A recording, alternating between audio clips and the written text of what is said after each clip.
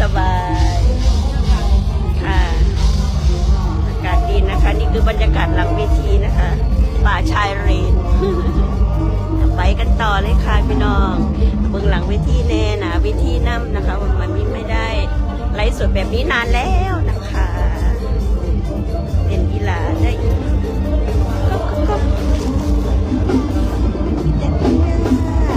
เอาย่าอีหลาเด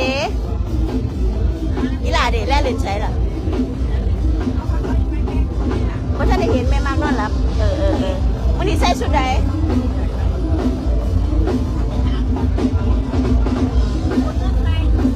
ฮะยังเอาโอนเงินจังไหนล่ะเอาเงินโอ้ไปย้ายข่อยลืมโอ้เจ้าเงินสดไปข่อยยังไงโอ้ค่ะพี่น้องเบิ่งเนี่ยจะไปเบิ่งเนี่ยข่อยลืมเบิ่งเดียวมึงจิกใส่ข่อยเลยมันคือหลานแท้เดี๋ยวบ่โอนดอกได้เอาเงินมาให้เอาเดี๋ยวแม่นบ่โอ้เงินเจ้าเนาะข่อยลืมข่อยว่าอยู่ข่อยนี่สวยอ่ะส่งบัญชีไปให้นะจันมันขึ้น2,500ดิเนาะบ่ให้ข่อยเก็บไปนะห้ามมันสุกเสือกอีกกันเด้ผู้นำจะสร้างบ่พี่น้องเอาข่อยบ่เคยชนะหลักจักงานกับหลานจักเที่ยนี่ใส่ผมไปเห็นนี่นะไม่มาบ่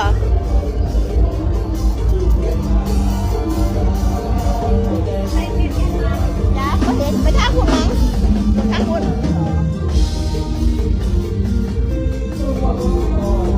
อันนี้ก็เรียบร้อยแล้วนะคะเรียบร้อยหมดแล้วอุ้ยสวยมากจะฟ้าไปร้านข่อยสวยพี่น้องร้านข่อยงามหายมือนี่ร้านข่อยสวยมากน้องปริมค่ะออนไลน์ได้เลยนะคะสวยมากถูกต้องกับบ้านร้านข่อยสวยเอง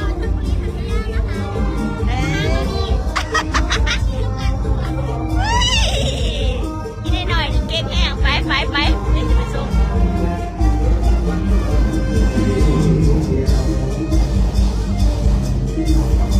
บ๊ายบาย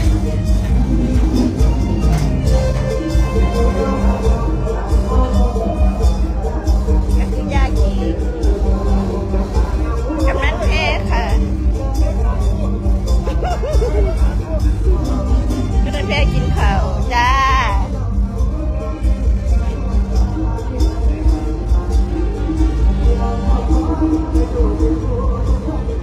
ใส่ละเต้นเขาหน่อยย่าย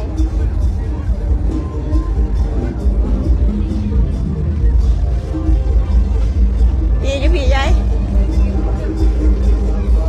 เห็นเกือบน้อยแล้วเอ้าอีหลาไปใส่นี่ย่าปานมาถามว่าสิใส่ชุดใดสิเด้ตั้งใส่หลังแล่นเล่นใส่ปุ๊บมาถามว่าสิใส่ชุดใดสิได้เตรียมให้เขาถ้าเตรียมซ่าเขาสิจมให้ซุปตาเนาะจมเลยนี่พูดจมเย่เรื่องบนมาเลยให้จิ๊กสิเย่จริงๆจังงานลืมเนาะ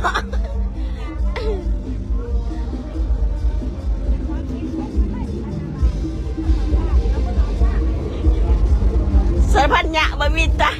สารพันยะบะมิตะผู้ใดมาจกด่าข่อยเดียวผู้ใดจกด่าข่อยเมื่อกี้นี่ใครเป็นมือคุณมาจกด่าไงจะเล่นไปใส่น้ำหลานน้ำมึงน้ำแสบฟาดหลานกันนะมันก็ดื้อใช่ไห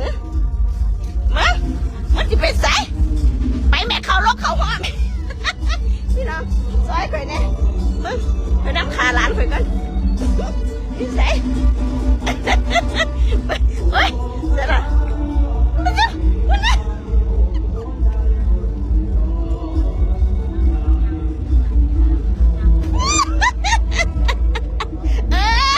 งนี่ข่อยน้ำคอแล้วพี่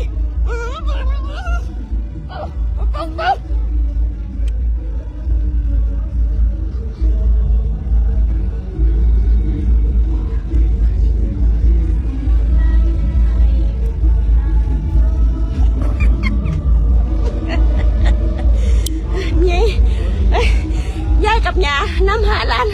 เมื่อกี้แล่นไรร้านเมีย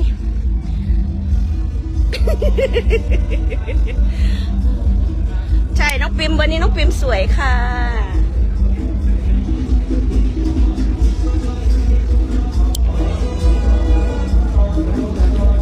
โอ้ยเขามาซองหลินน้ำนองกันเขามีแอร์จ้ะอันเศร้าเกลียดให้กันนู้นจะได้ไปแต่งตัวเขาเกลียดให้กันตัวพี่น้องคอยไล่สดบอกเลยเกลียดให้กันกำลังอันนั่นกำลังงอกันบดีคอยไล่สดแล้วก็ไล่สิบกาเกลียดมันก็ไล่เศร้าเกลียดให้กันได้บ้านนี่เสียคอยบ่สอนเพื่อนติเขามาเอามาเซตมาให้มามีอ่านเลยอีน้องอายมันไปเอาลิดมาให้มามีท่าไหมลูกลิดกับว่าเห็นลิดกับว่าเห็นว่าได้คุณเอาไปไว้บ้านคุณลิดใหญ่นั่นไล่เสือถ้าคอยเจอลิขสิทธิ์แล้วคุณโฆษณาทวนๆอยู่คุณ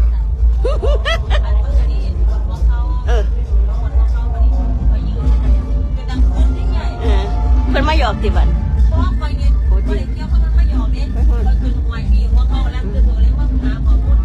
เห็นยังไง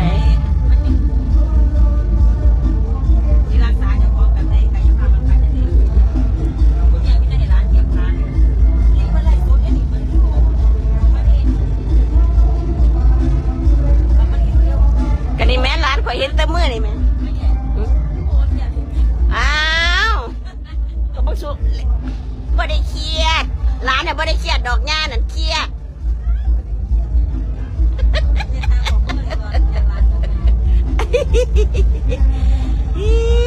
นั่นเบิ่งข้างหลังด้วยนั่นมาแล้วไปถามไปบอกย่าดูลูกสิใส่ชุดใดมันนี่อร่อยกับแม่คุณเล็บสีหักแล้วนั่งเล็บสีหักค่อยๆเล็บสีหักนี่อ่ะไปแล้วไปเอาไปบอกหุ่นแรกไปหุ่นแล้วมามีแล้วพ่อปาดกันคนละเมีย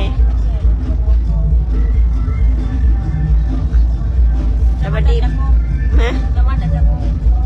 มาหอด6 โมงแรงไปเส้นทันนี่8 กิโลนี่ไปเส้นทันเพิ่นเลยโทรนำมามีว่ามามีอยู่ใส่กันเลยมาก็เลยได้ไปได้เพ่บ่อยมา2 ตัวมาลดราคาไหม1,590ลด 50% 2 ตัวกันไปเอาเลยฮะเหลือตั